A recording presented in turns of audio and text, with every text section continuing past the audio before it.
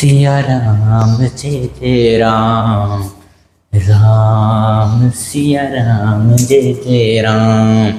नमस्कार दोस्तों, स्वागत है आपका सिया राम स्टडी चैनल पर। मैं आपका दोस्त राधे राय का स्वागत करता हूं और बात करने वाले हैं आज बाल राम कथा पुस्तक के प्रथम अध्याय अवधपुरी में राम भाग 7 की।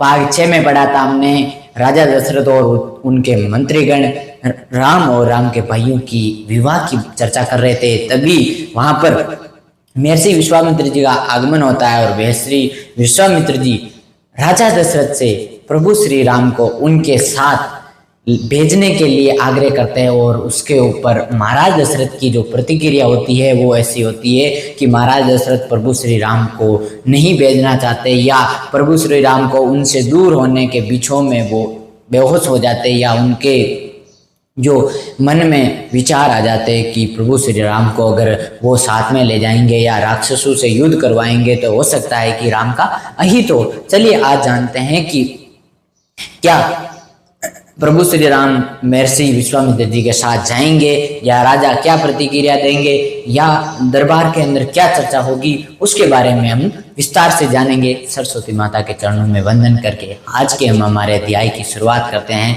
चलिए, महर्षि विश्वामित्र का क्रोध बढ़ता जा रहा था।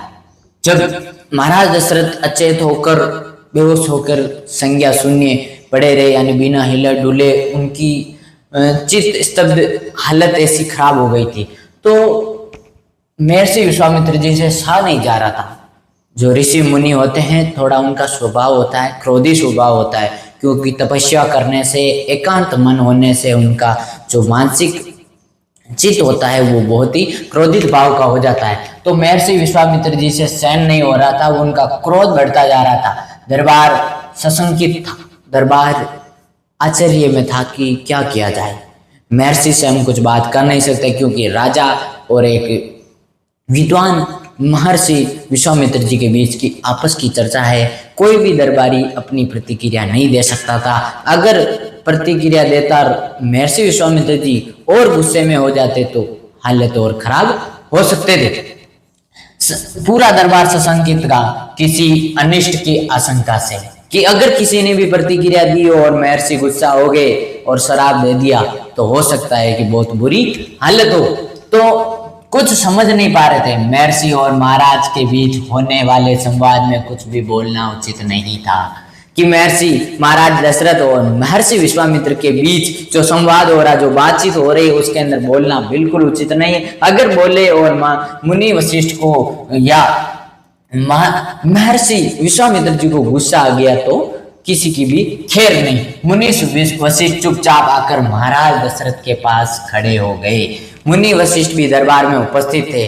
उनको सारा माजरा समझ में आ गया कि महाराज दशरथ प्रभु श्री राम की चिंता के कारण प्रभु श्री राम को महर्षि विश्वामित्र जी के साथ भेजना नहीं चाह रहे, और मुनि वशिष्ठ ने आकर महाराज दशरथ को समझाने के उद्देश्य से महाराज दशरथ के पास आकर खड़े हो गए।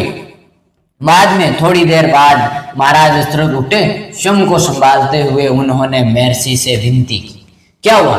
महाराज दशरथ को थोड़ा अच्छा लगा और खड़े हुए बैठे, और उन्होंने स्वयं को संभालते हुए महर्षि विश्वामित्र जी से विनती की, महामुनि मेरा राम तो अभी 16 वर्ष का है, कि महामुनि मेरा राम तो अभी 16 वर्ष का है, अभी शिक्षा दीक्षा ली है और अभी शिक्षा दीक्षा ग्रहण करके, अभी थोड़ी सी शिक्षा दीक्षा प्राप्त करके वापस राज में लौटा है, और अभी उम्र कच्ची है।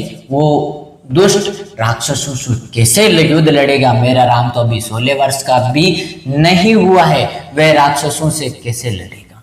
कि राक्षस बहुत ही भयानक और शक्तिशाली होते हैं। मेरे राम तो अभी कच्ची उम्र है मेरे राम की, वो राक्षसों से कैसे लड़ेंगे? राक्षस मायावी है, उनका छल कपट कैसे समझेगा? कि राक्षस बहुत ही मायावी होते हैं, या राक्षसों के पास बहुत ही अद्भुत शक्तियां होती है, और हमारा राम की उम्र अभी कच्ची है।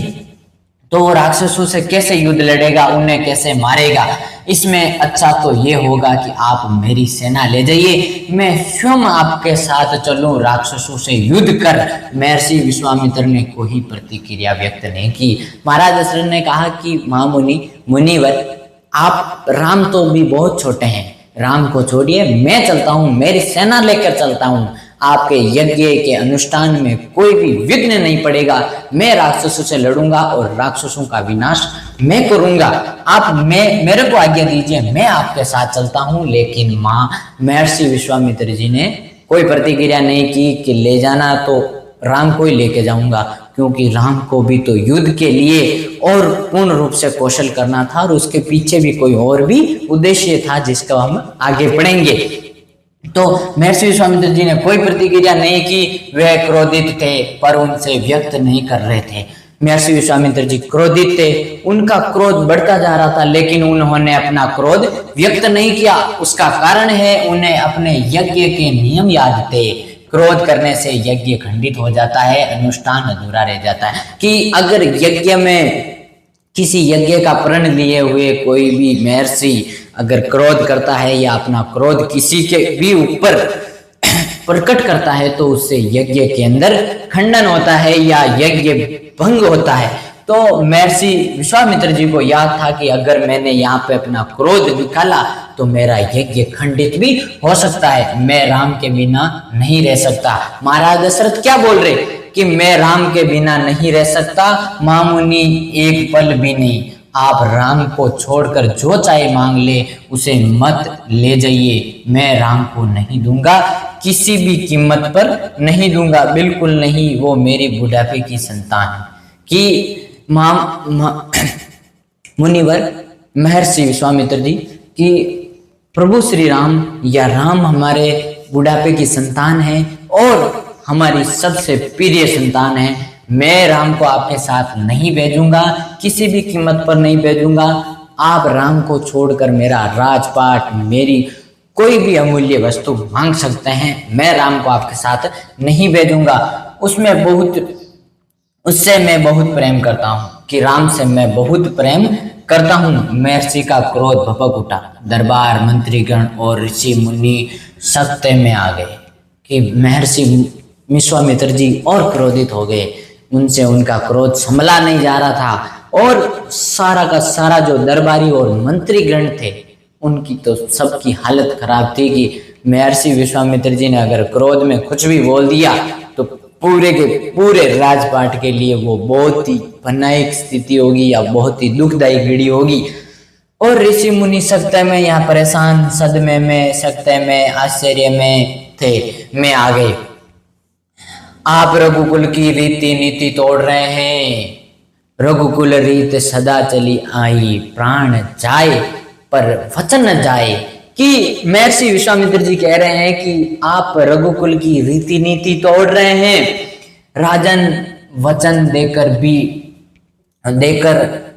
पीछे हट रहे हैं।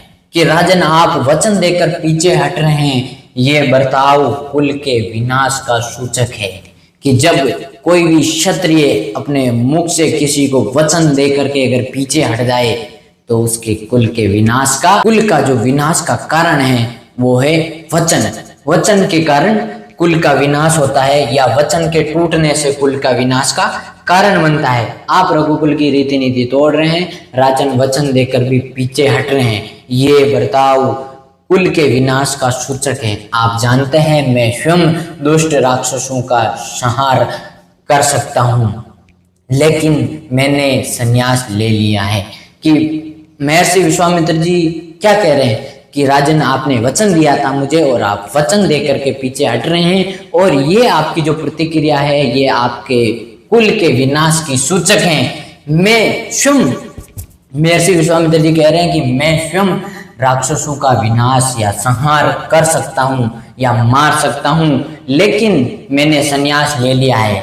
अगर आप राम को नहीं देंगे तो मैं यहाँ से खाली हाथ चला जाऊंगा। कि महाराज दशरथ, आप अगर राम को नहीं भेजेंगे, श्री राम को मेरे साथ नहीं भेजेंगे तो मैं यहाँ से खाली हाथ चला जाऊंगा, और ये आपके कुल के लिए बहुत ही विनाशक या बहुत ही दुखदायक घड़ी होगी, लौट जाऊंगा। तो आज का हमारा अध्याय हम यहीं समाप्त करते हैं। मिलते हैं बहुत जल्द अगले पार्ट के अंदर। कैसा लगा वीडियो कमेंट करना, लाइक करना और जो भी करना है वो आपको पता है।